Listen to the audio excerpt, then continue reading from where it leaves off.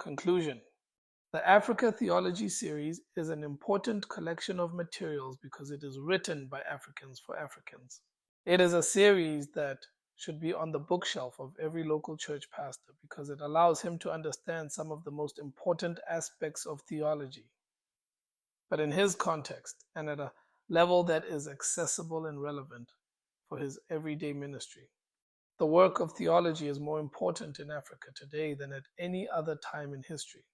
The world is looking at sub-Saharan Africa to be the next leading continent in global Christianity.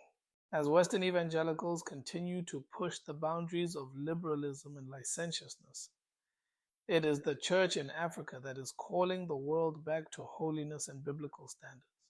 As the need continues to grow for a final push of missionaries to the last frontier, it should be African missionaries that lead that global advance.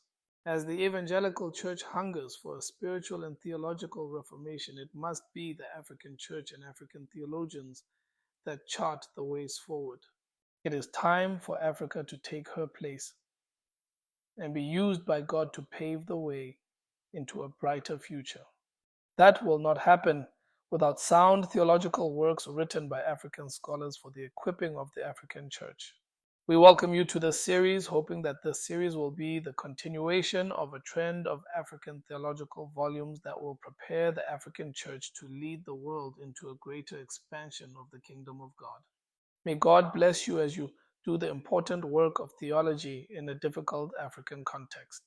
Whether you are dealing with Islam, Neo-Pentecostalism, Roman Catholicism, or some other religious context, it is our prayer that this series will serve you well as you serve those in the local church.